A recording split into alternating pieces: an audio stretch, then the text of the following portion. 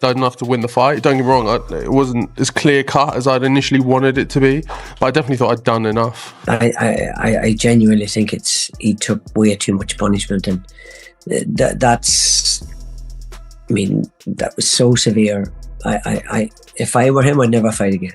Well, Wardley showed his limitations and his lack of pedigree, and he was very crude with that right hand over the right hand attack, but he showed so much heart and guts and desire. He just kept going for it. He was never going to quit, was he? He was never going to turn around and fold or take a knee and quit in there. Fabio Wardley has finally spoken out after talking about retirement, and his words are heavy. He admitted that this defeat has completely broken him, not just physically but mentally as well. He said his confidence is gone, and the fight has taken away his energy and spirit. Right now, he feels exhausted and drained, and he is seriously thinking about stepping away from boxing because he doesn't believe he can continue at the highest level anymore. Fights and stuff, it can sway the judge's opinion of where they think the fight's going and how it's going out and stuff, and there's little annoyances as well, blood going to my eye and in my mouth and stuff like that. So at the same time, Wardley looked back at his career with pride. He said everything he has achieved will always be part of his legacy, but he also made it clear that he doesn't want to keep going through this kind of punishment again and again. His words show a fighter who understands the damage he has taken and is now thinking more carefully about his future and how much more his body can handle. It's great to have that part of my history now, part of my legacy, but I'm not trying to do it too many times over.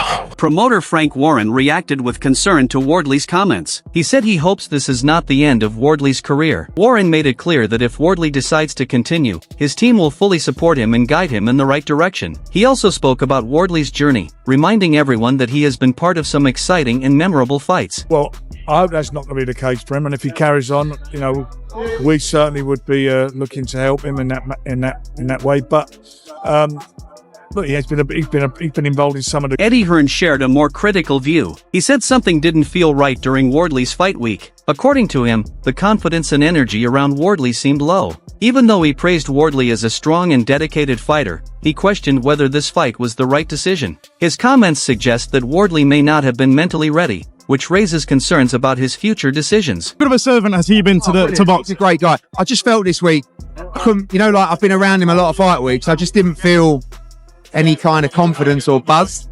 And I think when I heard that this fight was getting made, I thought, that's a strange fight. Duke McKenzie praised Wardley's heart and bravery, saying he showed incredible toughness in the ring. But at the same time, he expressed serious concern about the level of punishment Wardley took. He said the damage looked very heavy and could have long-term effects. His reaction clearly moved from admiration to worry, showing just how brutal the fight really was. Wardley has got a heart as big as a bucket, and some of the punches he took last night, he may not come back from, because he was taking right hands, he was eating them so flush. It was quite brutal to watch at times. I've actually got... Trainer Dominic Ingle gave a very direct and harsh opinion. He suggested that Wardley may have taken too much damage to continue improving at the top level. While he acknowledged Wardley's natural talent, he pointed out that he hasn't fully proven himself against the very best champions. Ingle believes that too many tough fights may have already slowed down his ability to rebuild and grow as a fighter. Fighting a world champion, a legitimate world champion for a title, and beating a world champion who's already a world champion. And Fabio Wardley hasn't beat a current world champion to be the champion, has he? Josie Park has been a champion. Yeah, but he wasn't the champion, no. Right. Derek Chisora criticized Wardley's performance inside the ring. He said Wardley lacked basic boxing skills like using the jab properly and relied too much on power punches.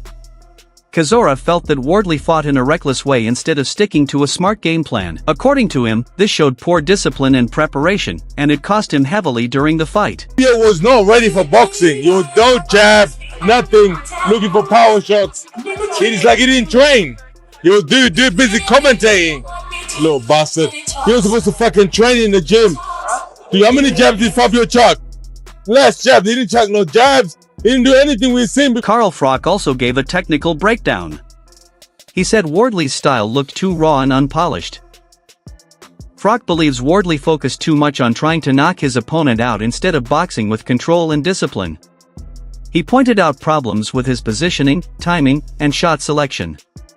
In his opinion, these mistakes allowed his opponent to take advantage and break him down. Already neglected all of his little bit of boxing skill, what he's learned over the white collar and through the fights that he's been involved in. I mean, he's had a fantastic career, and I don't think this is the end of Fabio Wardley at all. But he showed that he's a bit naive and a bit green. Like I said, his attacks were very crude. I don't know what Ben Davison should have been telling him. Stop throwing that overhand right from out of range.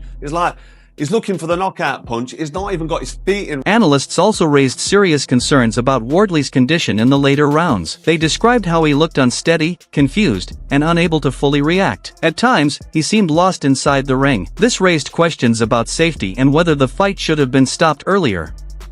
While people praised his toughness, many also agreed that the situation became very dangerous. Fabio is stumbling around. He's not even aware of his surroundings. It doesn't look like the doctors are checking on him round after round. And, you know, I said Daniel had big stones to get off the canvas. Fabio Wardley's got a chin of iron because he ate some absolute nukes. Shots that put Anthony Joshua on the floor from Daniel Dubois and probably would have put a lesser man in the hospital that night. I mean, I'm sure Fabio's in the hospital now, but stretch. Barry McGuigan gave a strong warning against a rematch.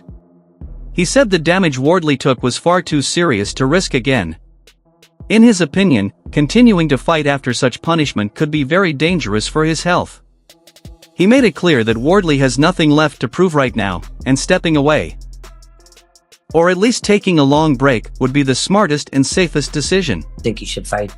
I genuinely don't think he should take that rematch. I think that's too dangerous.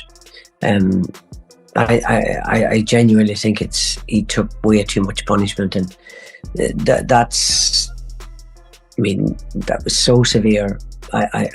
If I were him, I'd never. Finally, Johnny Nelson explained the fight from a tactical point of view.